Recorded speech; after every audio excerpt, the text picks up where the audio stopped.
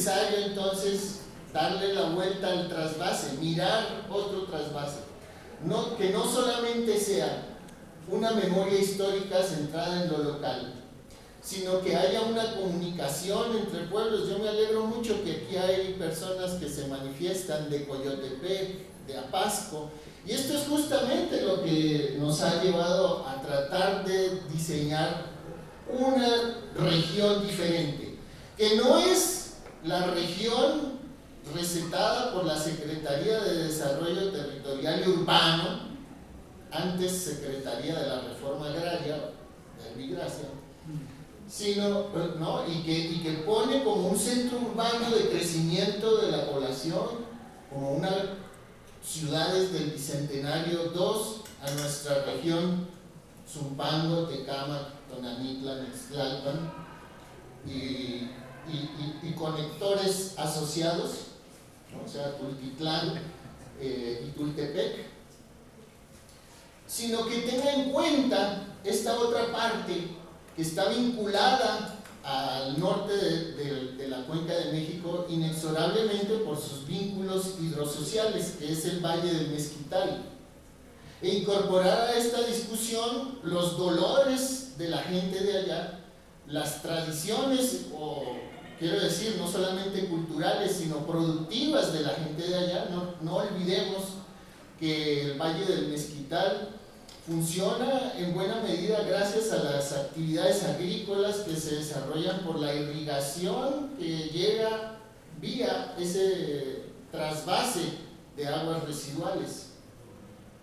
Pero lo que tienen que decir en el Valle del Mezquital es tan importante para el desarrollo regional del norte como lo que tendrían que decir quienes están interesados en la continuación de un esquema de economía o socioeconómico del capital que necesita de hubs o de sistemas de aeropuertos interconectados.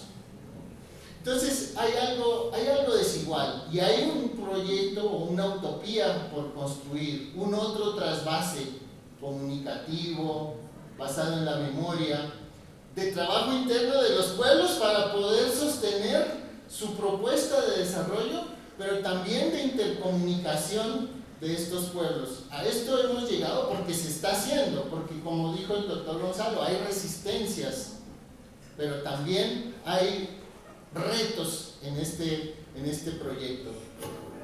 Esta otra visión de trasvase, ya con esto termino, requiere entonces de lo local, de una revisión de nuestra región, porque pensamos que otro mundo es posible. Eso es todo. Muchas gracias.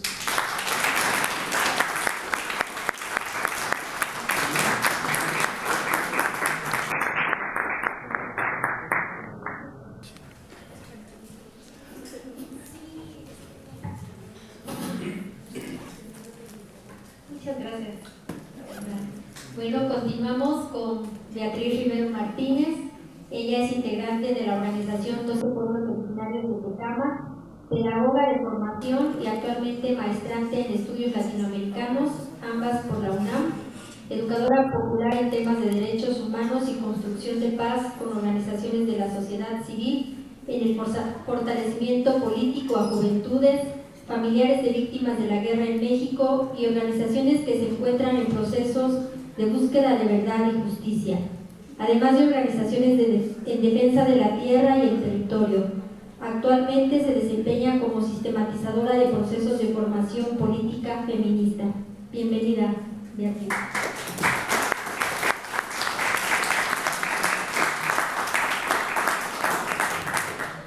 Hola, buenas tardes a todas y todos. Agradecerles a quienes han resistido un poco. Sabemos que ha sido un evento largo. Entonces yo voy a tratar, la verdad es que traía preparada una ponencia que pretendía discutir justo algo que nos parece que no ha sido del todo pues reflexionado, no solo en los espacios públicos, sino tampoco en la academia, que es el tema del carácter civil militar del aeropuerto, ¿no?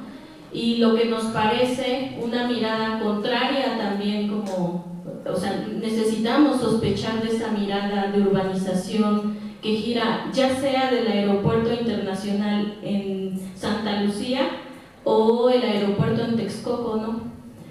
Nosotros sospechamos de esa mirada de desarrollo y por el contrario apelamos a imaginar y a construir desde perspectivas críticas que puedan dialogar entre la academia y la sociedad civil sobre otras formas de construcción de la relación campo-ciudad, ¿no? Otras formas que vayan más allá de esta oposición que construye pues la figura de la ciudad capitalista. Nosotros decimos aquí nuestros pueblos no son ciudad, sin embargo hay una relación que ha sido en relaciones de desigualdad en torno a la Ciudad de México, y eso ya lo exponía Hernán con algo de detalle. Ha sido una relación colonial, es una relación histórica, y frente a ese proceso de larga duración pues apelamos pues a miradas críticas sobre lo que hoy implica insistir en una mirada de densificación urbana desde esta lógica y desde esta dimensión. Entonces,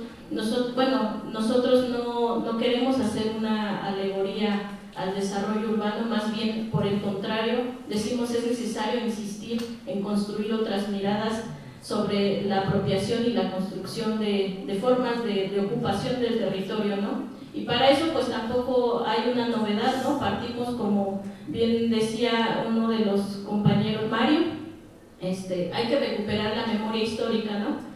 Y las fracturas que hay en torno a ella, por los procesos pues de desigualdad en torno a la ocupación territorial, ¿no? Y bueno, decía, yo tenía preparada esta participación en torno al carácter civil-militar porque aunque pareciera una paradoja o quizá un desatino decir, entendemos que estamos ante un proceso no solo nacional sino regional, con la segunda oleada de gobiernos progresistas, y también como se exponía en las otras ponencias, es un momento de transformaciones en donde pareciera que el papel de los propios estados está en un proceso de reconfiguración histórica. Es un momento importante, político e histórico, ¿no?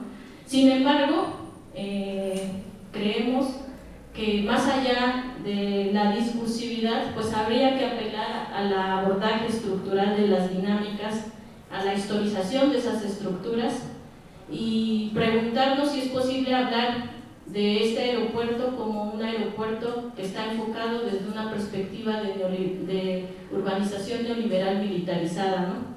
Y si nos hacen sentido o nos parecen problemáticas estas dos acepciones, pues tratar de armarnos de herramientas teóricas y conceptuales que nos ayuden o nos animen pues a desentrañar un poco, se dice, ¿no? Las Fuerzas Armadas son el pueblo uniformado. Se dice que ante la tentativa de lo que pareciera ser, justo por este reacomodo de fuerzas regional frente a la disputa por la hegemonía global y el papel que ocupan hoy las corporaciones transnacionales, pero también otros poderes como el crimen organizado, que forman también desde otras lecturas de investigación, pues nuevos corporativos transnacionales, o sea, este desdoblamiento entre economía criminal y economía legal. Y entonces, ¿por qué es necesario reflexionar a los estados y reforzar sus figuras, y donde pareciera que la militarización pareciera ser una respuesta frente a esta figura?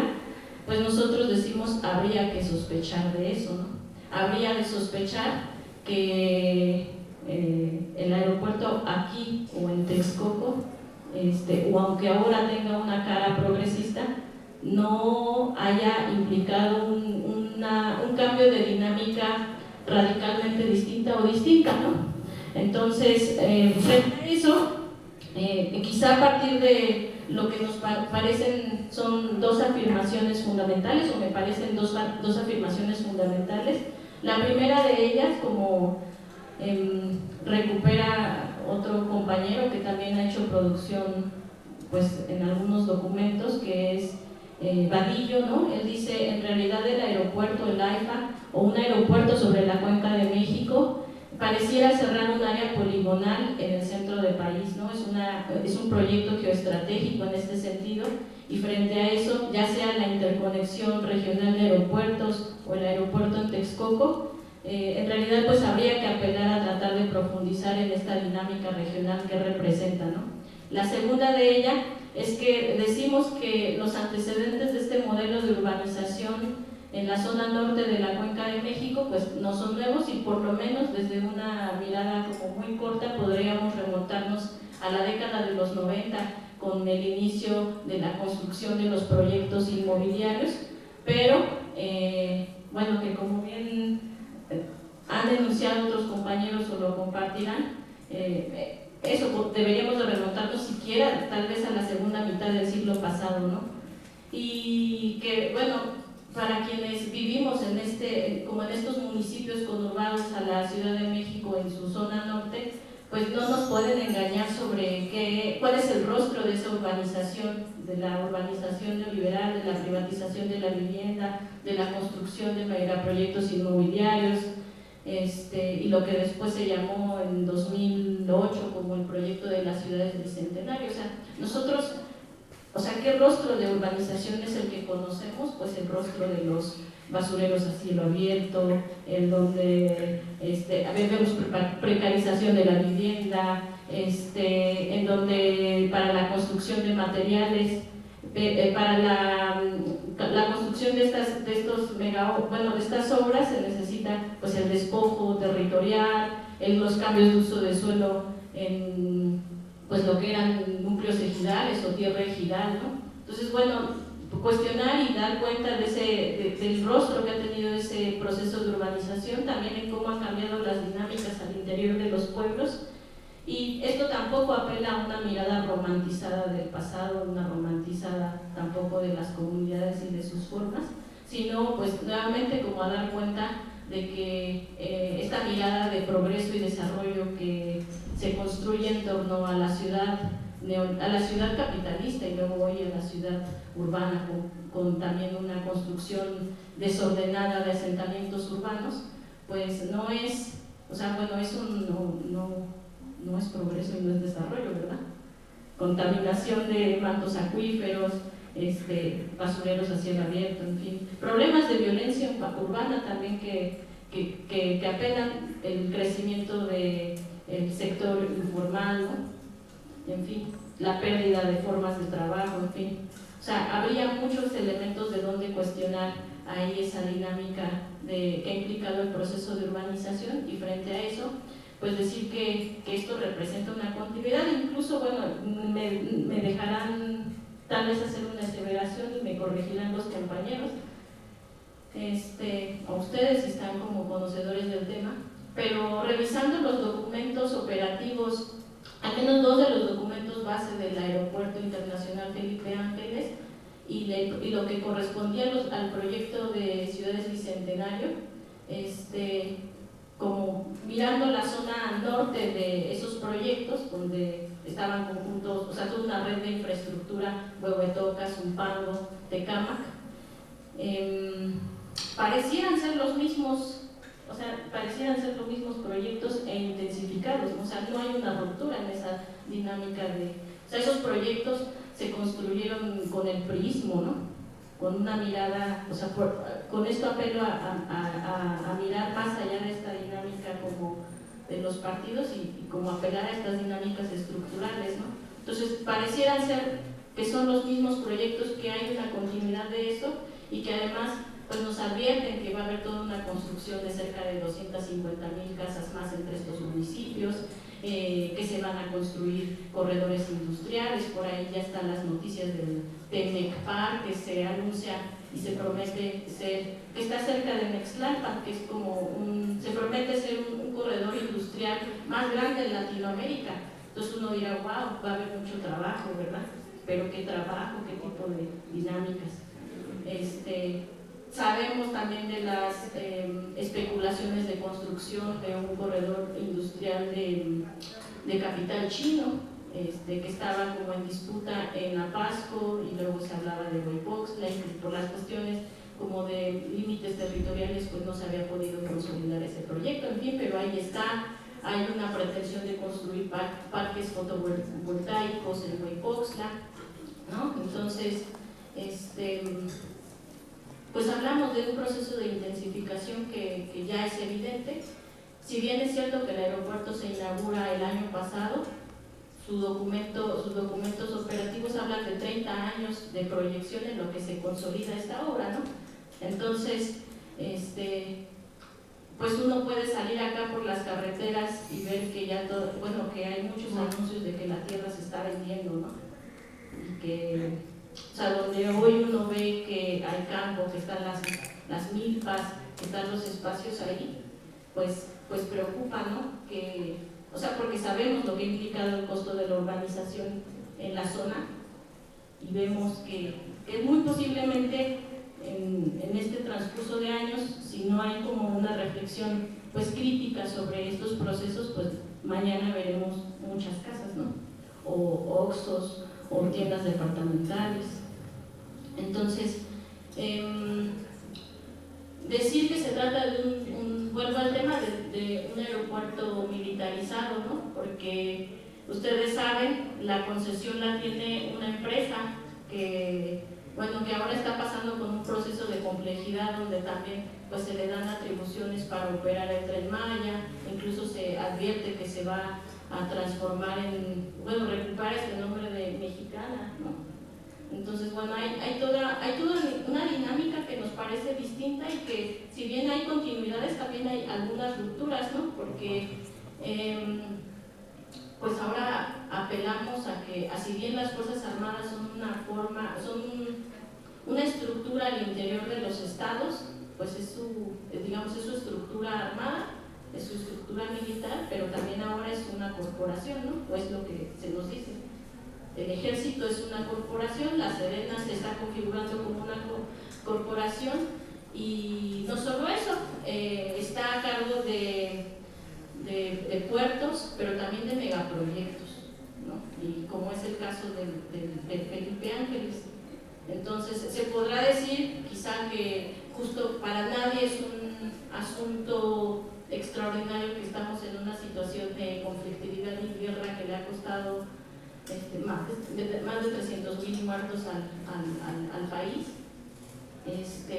Todos los días damos cuenta de ese tipo de noticias y podríamos apelar que quizás se trate de argumentar que por esos motivos se requiere militarizar estructuras, que los militares son una estructura incorruptible, pero pues ya lo sabemos también con el caso Ayotzinapa, y si bien como decía el grupo de expertos independientes, interdisciplinario de expertos independientes, ha habido avances en este proceso, que eso ha sido claro, se abrieron carpetas de investigación, incluso se abrieron cuarteles, ahora también con la Comisión de la Verdad por el tema de la guerra sucia, o sea, sin duda hay un proceso de transición y esto se ve impactado, pero el hecho también de que nos da cuenta de que el ejército es una corporación hasta cierto punto intocable, hasta unos límites, pues da cuenta, porque los altos mandos, la cadena de mando, o sea, es imposible, como lo dice el grupo de expertos independientes sobre el caso de Ayotzinapa, pues seguir profundizando en torno a esas investigaciones, y frente a eso, pues ellos salen del país, refrendan su compromiso con las familias de los 43 estudiantes desaparecidos y dicen, bueno, seguiremos en el proceso de verdad y de justicia, pero mientras el Ejecutivo, la estructura del Estado no implique una transformación profunda que también atraviesa la estructura militar, pues esto no va a ser distinto, ¿no? Y bueno, paradójicamente, frente a ese proceso, en donde vemos también que hay toda una serie de ampliación de formas democráticas, o sea, vemos que el Estado está en un proceso de disputa y de reconfiguración, eso es cierto, pero también damos cuenta, y nos preocupa porque finalmente nosotros vivimos en la zona de influencia del aeropuerto, y en eso apelamos, que no va a haber procesos de democratización si tampoco desde la sociedad civil pues hay ejercicios que permitan pues esa disputa de fuerzas, ¿verdad? Esa apertura de espacios de participación, ¿no? Esos espacios de exigibilidad social, esos espacios en donde pues cuestionemos críticamente pues las condiciones que afectan directamente como nuestros espacios de vida, ¿no? Entonces, frente a esa paradoja y de lo que, o sea, yo